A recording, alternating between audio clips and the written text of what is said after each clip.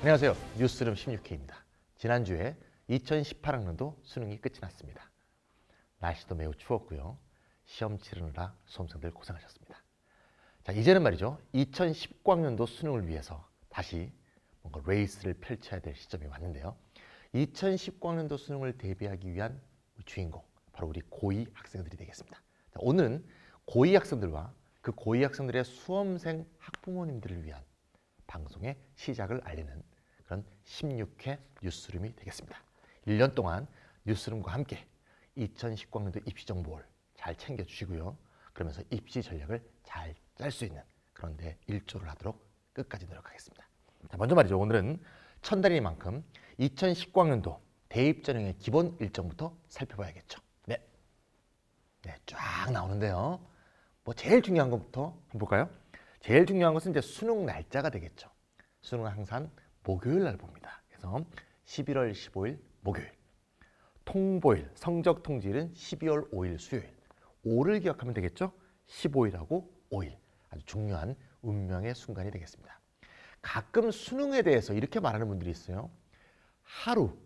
단 하루만의 시험으로 나의 운명을 결정하는 건 너무 부당하지 않느냐. 이렇게 가끔 얘기하는 사람도 있고 전문가도 있는데요. 전혀 그렇지 않습니다. 시험을 하루에 보는 거죠. 그 하루에 뭔가 자기 실력보다 크게 어긋나거나 크게 대박이 나거나 이렇게 치는 사람은 거의 없습니다. 다 자기 실력대로 보는 거예요. 6년 동안, 12년 동안 공부한 거를 하루에 테스트하는 거지 하루에 뭔가 우연성에 의해서 자기 운명이 결정되는 게 전혀 아닙니다.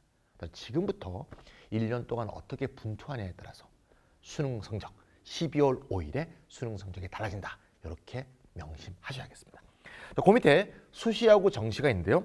수시하고 정시 중에서 가장 중요한 것은 거기 미등록 충원 합격이라고 되어 있죠. 자, 미등록 충원 합격은 일반적으로 추합이라고 합니다. 줄여서 또는 추합이기 때문에 또 본인말이 추가 합격이라고도 하죠. 그래서 미등록 충원 합격하고 추합이란 말하고 추가 합격이란 말이 다 동의어입니다. 예. 나중에 요강을 보시면 학교마다 조금씩 다른 표현을 써요. 누구는 충원 합격이라고 하고 누구는 추가 합격이라고 합니다. 수시의 경우에는 이게 추합이 올해 7일 동안 실시합니다. 왜냐하면 합격자 등록, 거기 합격자 등록이라는 게 최초 합격자 등록이죠. 이게 19일이 되니까 추합 발표는 20일부터 있겠죠. 그럼 20일부터 26일 9시까지 하니까 20, 21, 22, 23, 24, 25, 26, 7일 동안 실시합니다. 작년에는 수시 추합이 6일이었어요. 근데 2019학년도는 다시 7일이 됐습니다. 계속 7일을 하다가 작년에 이상하게 6일을 했어요. 올해 7일이 됐으니까 수시 추합도 좀 더 2018학년도보다는 많이 모집할 것이다. 이렇게 좀 예측해 보시면 되겠습니다. 그리고 이제 정시 추합이 있는데요. 또 수시하고 정시에 보시면 전형기간이라는 말이 있죠. 이 말이 좀 어려운데요. 전형기간은 뭔가 하면 그거 수시에 관련된, 정시에 관련된 업무를 진행한다. 이렇게 보시면 돼요. 그럼 대학에서 진행해야 되는 업무가 뭐가 있냐? 예를 들면 수시라고 본다면 서류 검토가 있겠죠. 면접이나 논술이나 적성고사와 같은 대학별 고사도 있겠죠. 이런 식의 서류와 시험을 보는 그 기간을 넓게 잡아놓고 그게 전형기간이 수시는 94일이라고 되어 있잖아요. 94일 내에 몇 번이건 실시해도 상관없다. 그래서 그 전형 이름이 수시 전형입니다. 94일 내에서 수시로 실시하라 이겁니다. 그에 반해서 정시는 가군, 나군, 다군별로 전형기간이 정해져 있죠. 정해져 있다고 정시다. 이렇게 이해해 주시면 되겠습니다. 자, 전형기간 이해가셨죠? 추합다 이해가셨죠? 맨 마지막에 있는 게 추가 모집이란 말이 있습니다. 요거 헷갈리시는 분들이 많은데요. 좀 전에 미등록 충원 합격은 다른 말로 뭐라고 한다? 추가 합격이라고 한다. 그러면 이 추가 합격이란 말에 추가가 있고 추가 모집이란 말에도 추가가 있으니까 헷갈리기 쉬운데 두 개는 완전히 다른 겁니다. 다시 한번 정리하면 추가 합격은 등록을 안 해서, 즉 딴 데 등록을 해서 우리 학교에 미등록이 발생해서 그 다음 순번에 있는 애들을 자동으로 합격시키는 거. 학생 입장에서는 어떤 다른 일을 해야 될 필요 없어요. 학교에서 자동으로 순번대로 합격시키는 게 추가 합격이고, 추가 모집은 그게 아니에요.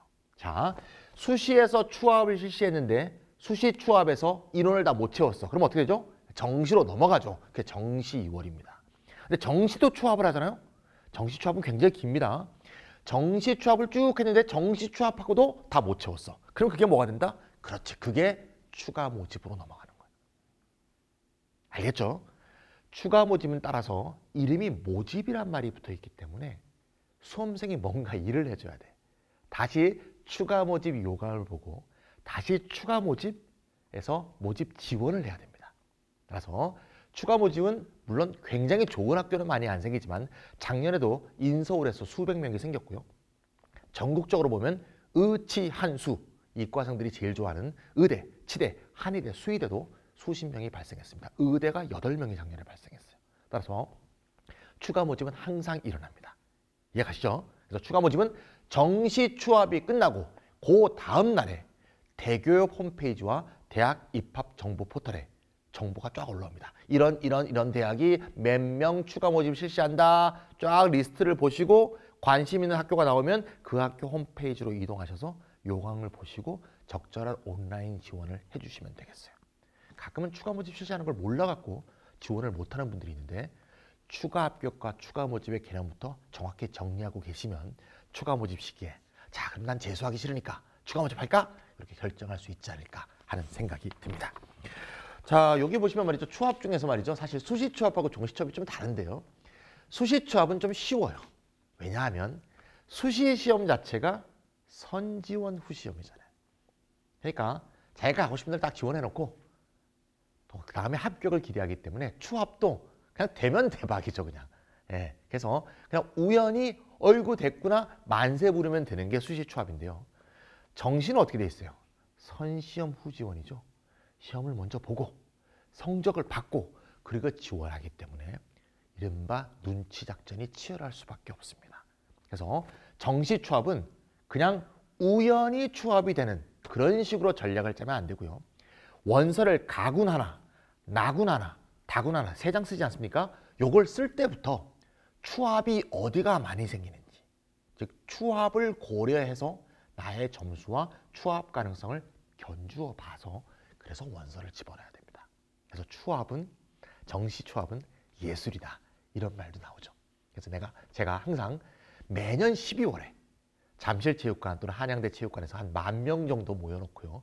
정시 추합의 원리와 그 지원 방법에 대해서 매년 현장에서 입시 설명을 합니다.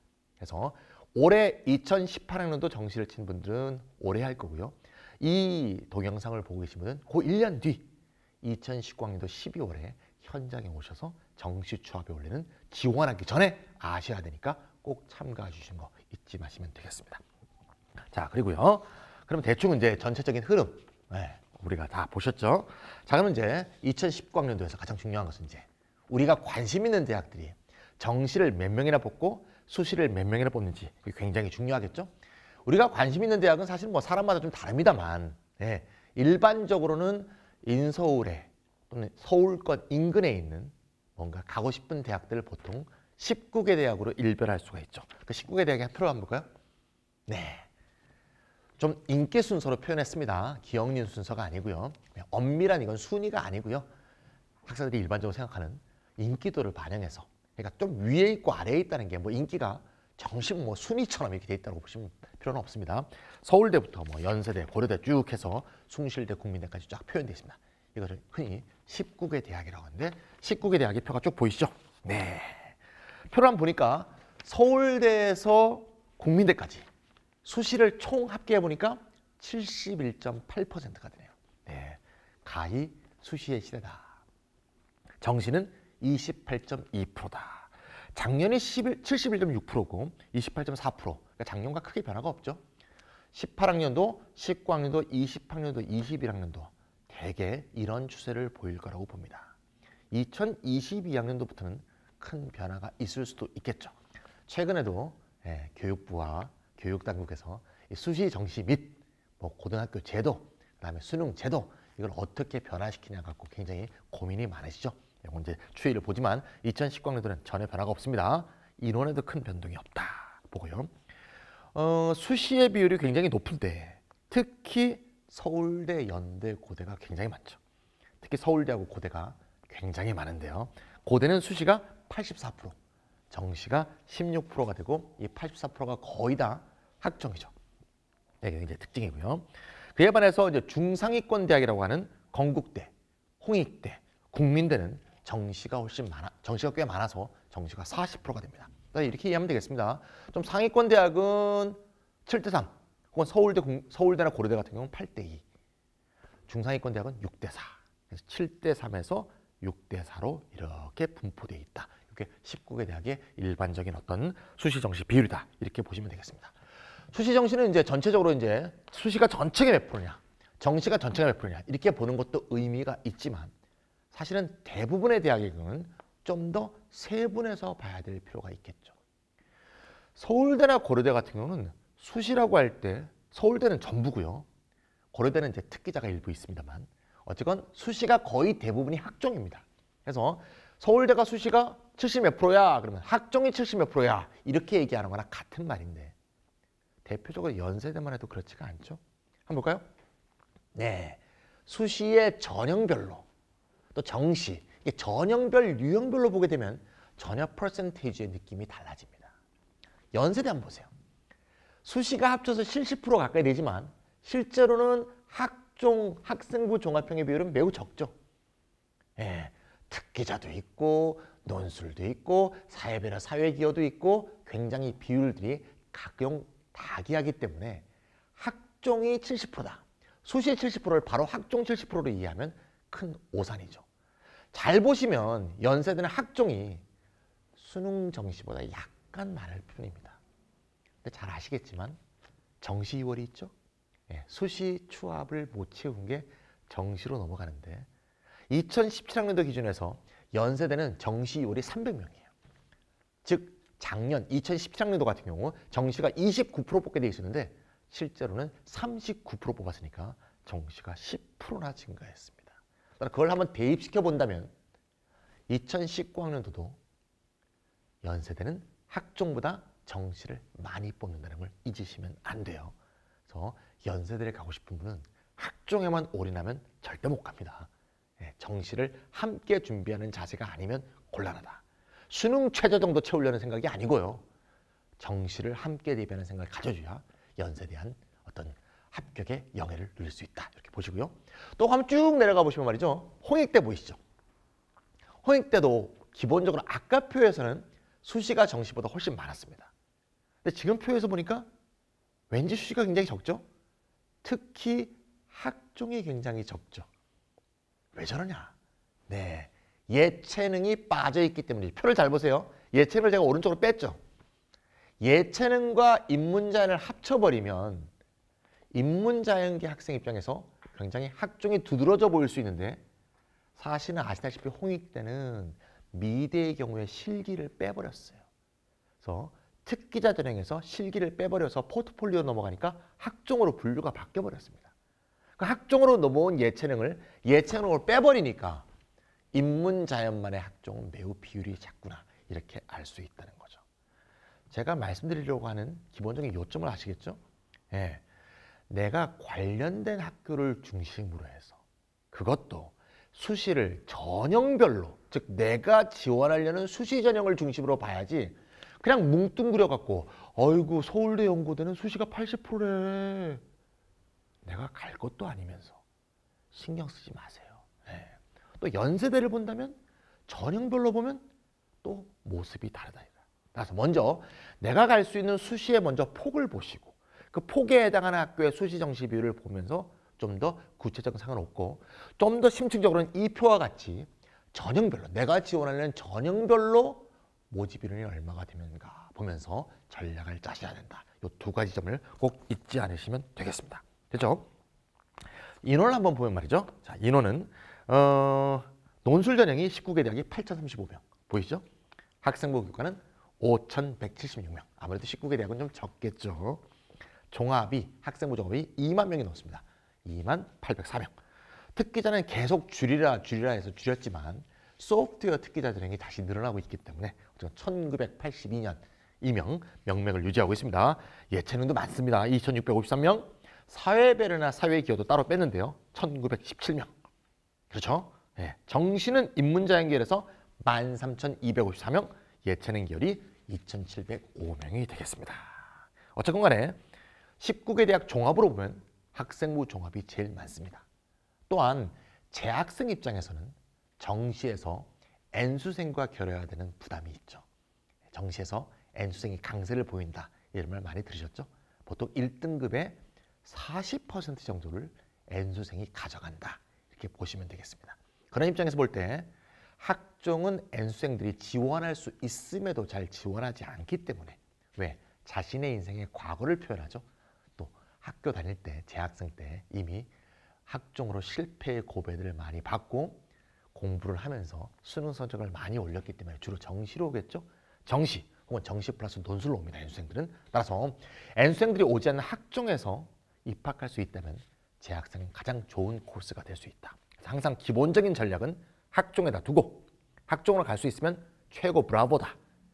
하지만 학종을 지금까지 열심히 해왔지만 2년 동안 우리가 내신 얼마나 열심히 했습니까? 정말 매달 네. 그다음에 매 분기마다 수능 본다는 심리를 갖고 우리가 공부를 하지 않았습니까? 하지만 누구나 다 내신을 좋을 수 있는 거 아니죠. 또 내가 가고 싶은 학교에 갈 만한 내신은 안 되는 경우가 거의 대부분이죠. 이럴 때는 어떻게 하겠어요? 여전히 정시가 남아있다는 거, 또 논술이 남아있다는 거, 이걸 잊으시면 안 됩니다. 예를 들어서 나는 원래 공부 잘하던 애야. 근데 내가 자사고를 왔어. 그러니까 내신이 엉망이야. 왜? 다 잘하거든. 왜냐면 나는 그만큼 성실하지는 못했어. 하지만 원래는 내가 원래 중학교 때 공부 좀 하던 사람이야. 근데 내신이 7등급이야. 그럼 가고 싶은 대학을 못 가겠죠? 그럼 어떻게 됩니까? 예, 정시가 기다리고 있다. 예를 들면 서울대를 보세요. 수시가 80%에 가깝지만 정시도 20% 정도 남아있지 않습니까? 저걸 80대 20으로 보면 안 돼. 그 사람은. 그 수험생은. 그 수험생 입장에서는 저게 0대 20으로 보여야 돼. 왜? 수시는 가능성이 제로니까. 0대 20으로 본다면 정시 20이 작은 게 아니고 큰 것이구나. 이런 식으로 사고를 바꿔주셔야 돼요. 제가 말하고자 하는 요점 아시겠죠? 예, 전체적인 수치에 현혹되면 안 돼. 남들 생각하면 안 돼. 나에게 맞는 대학의 높이, 나에게 맞는 전형, 이걸 찾아서 주체적인 입장에서 대학별 모집 인원을 보는 그런 자세가 필요하다. 이걸 명심하면 되겠습니다. 자, 그 다음 얘기로 이제 학종과 정시 얘기를 했는데요. 자, 이제 논술 얘기를 한번 해볼까요? 2019학년도에 매우 주목할 만한 변화인데요. 논술형 전환에. 보통 우리가 신문에 보면 논술형 전형은 축소한다, 폐지한다 이런 말 많이 많죠. 올해 2021학년도, 22학년도 수능에 대한 기자회견을 8월 달에 하면서도 교육부에서 이렇게 말했습니다. 논술 전형은 앞으로 가급적 축소 폐지하겠다. 여기서 제일 중요한 단어가 뭡니까? 그렇죠, 그렇죠. 가급적이 제일 중요한 단어예요. 영어로 if possible. 가능하다면 축소 폐지하는데 이게 가능하지가 않습니다. 축소 폐지가. 여러 가지 이유가 있는데요. 올해 논술이 폐지한 고려대가 있죠. 고려대가 논술을 폐지해서요. 원서가 4만 1,000장이 줄었습니다. 논술 4만 1,000장이 준다는 게 어떤 의미인지 다 아시죠? 그래서 고려대같이 재정이 튼튼한 학교는 버틸지 모르겠지만 일반적 사립학교는 불가능합니다. 우리나라에서는 논술이 존재하는 여러 가지가 이유가 있는데 한 가지 이유만 말씀을 드렸어요. 그래서 논술이 축소 폐지되지 않는다는 거. 논술은 계속 존속한다는 거 잊지 마시고요. 더구나 2019학년도는요. 논술 인원이 늘어납니다. 한번 볼까요? 네. 오, 늘어납니다. 사실 올해 2018년도는 줄었죠. 1,500명가량 줄였어요. 왜 줄었죠? 네, 특히 고려대 때문이죠. 고려대가 몽창 1,040명을 없애버리니까. 전체 3분의 2 이상이 고려대가 줄어든 거예요. 따라서 고려대를 빼면 사실 500명 정도 소폭 줄어든 겁니다. 학교별로 15명만 줄이면 한 30개 정도 학교가 보고 2019년도는 33학교거든요. 그러면 합치면 500명이 돼요. 그러니까 조금씩 줄이는 척만 해도 500명이 줄는 거거든요. 그래서 어쨌든 고려대에 힘입어서 1,500명 줄었는데 내년에는 오히려 늘어난답니다. 왜 늘어나냐? 표에 잘 보이시죠? 올해 2018년도에도 덕성여대와 산업기술대가 새로 논술을 신설했습니다. 하지만 고려대가 너무 줄이는 바람에 전체 인원은 줄었지만 내년에는 성신여대하고 한국기술교육대가 또 신설합니다. 그러니까 2년간에 걸쳐서 4개 학교가 신설해서 2019학년도 내년에는 무려 33개 학교가 논술을 치르게 됩니다. 그러니 인원이 늘 수밖에 없죠. 재미있는 건 2개가 여대고 2개가 기술대네요. 기술대 잘 모르시겠지만 이공계 특화대학이다 이렇게 보시면 되겠습니다. 요새는 사실 뭔가 고용이 잘 이루어지지 않는 시대 아닙니까? 그래서 4년제 대학 나와도 꽤 좋은 대학 나왔는데도 취직이 안 되는 경우가 굉장히 많죠. 기술대는 취업은 걱정할 필요가 없습니다. 그럼 또 누가요? 중소기업만 취직되는 거 아니냐? 요새 중소기업도 취직이 어렵습니다. 그렇지 않습니다. 대기업, 중소기업 막론하고 다 취업이 되는 학교이기 때문에 이공계 특화학교 하면서 생각해 보실 점도 있지 않은가 하는 생각이 듭니다. 그래서 논술위원이 되고요. 내년의 경우에는 총 13,310명이 모집이 된다. 이렇게 되어 있습니다. 그렇게 되어 있고요. 의치의 경우도 한번 볼까요? 의치의 논술위원이 저기 보이는데요. 큰 변동이 없죠. 물론 학교의 변동은 좀 있습니다. 올해 2018년도에 의대의 경우 고려대, 인하대가 폐지하고 한양대가 다시 부활했었죠. 의대 경우입니다. 한양대는 원래 자연대, 인문대는 계속 있었어요. 의대가 없어졌다가 다시 올해 부활했습니다. 내년엔 또 어떻게 됩니까? 내년에? 네, 올해 폐지했던 인하대가 나 왜 폐지한 거지? 그래서 다시 부활하죠. 자, 인하대는 왔다 갔다 하고 있습니다. 인하대는 다시 부활하면서 성균관대가 폐지하죠. 성균관대 의대만 폐지라는 얘기입니다. 이 의대 폐지 인원이 학종으로 넘어갑니다. 성대는 이제 빅5 의대니까 학종으로 모집한 인원들이 굉장히 애들이 좋았나 봅니다. 그래서 논술 빼고 학종으로 일원하겠다. 의대만 그런 거지 인문, 자연은 다 논술을 봅니다. 성대에. 자, 그렇게 변동이 있습니다만 큰 인원의 변동은 없습니다. 뺐다. 성균관대 빠지고 인하대 들어오니까 253명에서 254명. 치대의 경우에도 큰 변동이 없습니다. 40명에서 39명 정도로 논술을 실시한다. 자, 이렇게 논술의 큰 변동을 봤습니다. 그래서 학종을 준비해 왔는데 학종으로 내가 원하는, 보통 우리가 심리적 최저선이라는 게 있죠. 이 정도 학교까지는 내가 다닐 수 있다. 근데 여기는 내가 합격해도 못 다닐 것 같다. 이런 학교는 실제로 합격하면 안 다닙니다. 학생들이. 그러니까 그런 대학은 안 가는 게 좋아요. 어차피 안 다녀요. 그러니까 자신의 심리적 최저선이 없는 학생도 있지만 있는 학생은 그걸 잘 봐야 되거든요. 근데 내가 학종 성적으로 아무리 봐도 우리 선배들이 이 학교를 간 적이 없어. 그럼 어떻게 해야 돼요? 둘 중에 하나죠.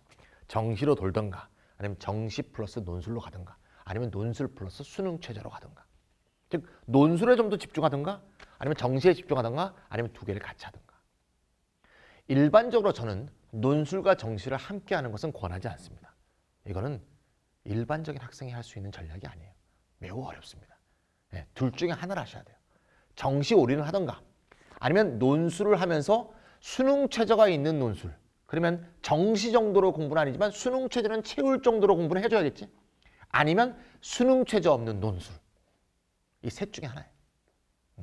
한양대 같은 경우는 수능 최저가 없는 논술이죠. 그래서 논술 올인하든가 논술 플러스 수능 최저라든가 아니면 정시라든가 이 3개 중에 하나를 선택하는 게 학종으로 원하는 대학을 못 갈 경우에 선택할 수 있는 방법이다. 이렇게 볼 수 있습니다.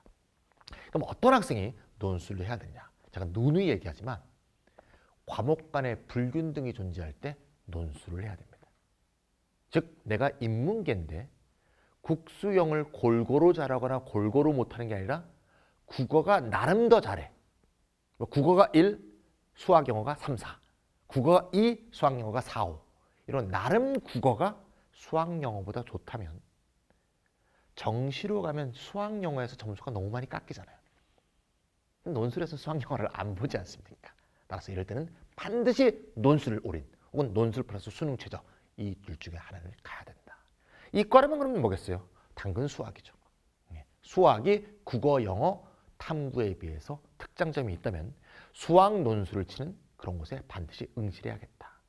과학까지 자신이 있으면 수학과 과학 논술을 같이 보는 곳에 논술을 쳐야겠죠. 그게 아니라 내가 이과인데 수학을 제일 못해. 그럼 논술 다 잊어버리세요. 6장을 지원한다고 합격하는 게 아니에요. 다 떨어지는 사람 많습니다. 오히려 공력, 나의 힘을 한 곳에 집중할 때 집중에 따른 효과가 발생할 수 있다는 점 잊지 마시고요. 그럴 때는 아까 제가 서울대 학생 얘기했잖아요. 서울대 가고 싶은 학생, 정시 올인을 하는 게 좋은 방법이다. 특히 서울대나 고려대를 간다 그러면 서울대, 고려대는 논술이 없기 때문에 학종 아니면 정시 둘 중에 하나를 선택할 수밖에 없다. 그래서 나에게 맞는 전략, 이걸 완전히 확정해야 되는 시점이 바로 지금 12월이다. 이걸 잊지 않으시면 되겠습니다. 자, 그리고 마지막 한번 얘기해 볼까요? 마지막에서 중요한 얘기는 말이죠. 자연계 수험생에 매우 좋은 소식입니다. 자연계 학생들 좋은 소식이라니까 굉장히 벌써 좋아하시네요. 네, 의치대 모집 인원이 증가하죠. 의대는 2019학년도에 348명. 인원은 약간 여러 통계에 따라 좀 차이가 있습니다만 가장 공신력 있는 대교협 자료에 근거한 수치입니다. 348명이 일어나고요. 치대는 76명이 늘어납니다. 따라서 400명 이상이 늘어납니다. 근데 올해도 한 100몇 명 늘어났거든요. 그러니까 올해와 내년에 걸쳐서 500명 정도가 늘어나는 겁니다. 이야. 의치대가 500명이 늘어나는 원인은 잘 아시죠? 의전으로 넘어갔던, 치전으로 넘어갔던 인원이 완전히 다 의대 치대로 돌아오는 해가 2019학년도입니다. 잘 태어나셨습니다. 이게 2015학년도부터 늘어났거든요. 15학년도부터 해서 5개년에 걸쳐서 늘어난 마지막 해가 내년이에요. 따라서 의치가 500이 늘어나니 뭐 예를 들면 서울대 공대나 연대 공대에 가던 사람이 의치로 진학이 가능해지겠죠. 그렇다면 예를 들면 또 그 밑에 공대 자연대 갔던 학생이 또 그 위에 공대 자연대를 가고 또 그 밑에 공대 자연대 갔던 학생이 또 그 위를 가게 되니까 모두가 함께 의대 치대 인원 2년간 500여 명이 늘어나는 그 혜택을 모두 함께 에스컬레이트 되는 그런 혜택을 함께 누리게 되겠죠. 문과생은 이런 게 없어서 죄송합니다. 어쨌든 이과한테는 내년이 정말 좋은 해다. 잘 태어나셨다. 그런 내용이 되겠고요. 특히 의대의 경우에는 말이죠. 제주대가 학석사 과정이 완전히 폐지돼서 내년부터는 학부 과정으로 40명을 모집하게 됩니다. 그래서 뭐 학생 입장에서는 뭐 학석사 과정이나 학부나 큰 차이 없습니다만 어쨌건 그렇게 됐다는 거 이렇게 보시면 되겠고요. 그래서 2019학년도부터 20학년도까지 2,929명을 의대가 뽑게 되어 있습니다. 의대가 한때 2,000명 이하로 뽑은 적도 있어요. 내 기억에 1,700, 1,800 이랬던 적도 있는데 3,000명 가까이 됐습니다. 아이고, 어마어마하게 늘어났습니다. 다만 좀 문제가 생긴 게 매년 이맘때 되면 문제가 생겼던 서남대 의대 있죠. 서남대 의대가 드디어 의대가 폐교가 됐습니다. 올해부터 못 뽑았습니다. 그래서 참 문제가 많은 대학이었죠. 진작에 없앴어야 되는데 남원에 있습니다. 서남대를 없애라는 게 아니고 서남대 의대를 없앴어야 한다는 얘기입니다. 실습실도 없습니다. 너무 투자도 안 하고요. 의료는 우리가 의료 사고들도 많이 봤지만 사람의 생명을 다루니까 정말 대충 가르치면 안 되죠. 제대로 가르쳐야 되죠. 그래서 결국 모집이 안 되니까 모집 인원이 49명입니다. 수시 정시 합쳐서 이 49명이 어떻게 되느냐. 어떤 식으로든 뽑아야겠죠. 뭐 인근 전남대로 옮기던가 아니면 어떤 국립보건의대에 계속 얘기가 나오고 있죠. 국립보건의대를 설치해서 몇 년 동안 지방 같은 데 봉사하게 되면 뭐 이런 식으로 해서 국립보건의대를 만들자. 이런 얘기가 정부가 바뀌면서 계속 얘기가 되는데 그 인원을 그쪽으로 넘기자. 여러 가지 얘기가 되는데 어쨌건 의대 인원은 대학이 자율적으로 마음대로 늘리고 줄일 수 있는 게 아닙니다. 즉 2,929명이 의료인 수급 원칙에 따라서 딱 정해져 있기 때문에 49명의 서남대가 못 뽑는다고 해서 안 뽑는 일은 절대 없어요. 어떤 식으로든지 뽑습니다. 그래서 인원은 서남대 폐지와 관계없이 그대로다. 오히려 잘 된 것이다. 이렇게 이해해 주시면 되겠습니다. 자, 치대의 경우에는 지금 의대는 그러니까 학석사 과정이 완전히 없어졌어요. 동국대는 이미 없어졌고요. 제주대는 완전히 없어졌고 이번에. 근데 치대는 학석사 과정이 남아 있습니다. 대표적인 국립대 3개죠. 서울대, 부산대, 전남대. 빵빵합니다. 최고의 국립대 3개가 다 학석사 과정과 치전을 함께 운영하고 있는 게 치대의 현실입니다. 그래서 치전은 서울대, 전남대, 부산대 이렇게 3개가 남아 있고요. 의전도 의대 학석사 과정은 없지만 의전은 남아 있습니다. 어디입니까? 건국대, 강원대, 차의과대 이렇게 3개가 남아 있습니다. 그래서 의전도 3개, 치전도 3개가 남아 있으니까 혹시 내년에 2019학년도 입시에 의대와 치대에 입학을 못하게 되더라도 그래서 재수하지 않고 생물학과나 화학과 등의 화공과 등에 입학한다 하더라도 다시 의사와 치과 의사의 꿈은 계속 치전과 의전에서 꿀 수 있다는 점, 이거 잊지 마시고 자신의 먼 미래의 장래 계획까지도 함께 생각해 주시면 되겠습니다. 인원을 한번 볼까요? 네, 인원을 보시면 치대는 2018년도 올해 554명이었는데 내년은 630명이 되겠습니다. 네, 아주 좋은 얘기입니다. 그래서 의대 치대를 희망하는 자연계상위권 학생은 지금부터 열심히 하시고요. 자, 오늘 첫날이었고요. 일반적으로 모집 전형 날짜들이 어떻게 되는지, 그다음에 수시와 정시가 어떻게 배치되어 있는지, 또 그다음에 의대 치대까지도 전반적으로 한번 살펴봤습니다. 자, 이제 길다면 길고 짧다면 짧을 수 있는 1년간의 수험 생활이 이제 시작이 됐습니다. 어떤 분이 한번 계산을 했는데요. 우리는 1년이 남아있는 게 아니고 130일이 남아있다. 이런 거를 말씀하시는 분 봤어요. 이거 어떻게 계산했냐면 뭐 내신 대비하는 거, 자는 거, 먹는 거, 쉬는 거 다 빼고 24시간으로 계산해 보니까 130일밖에 안 됩니다.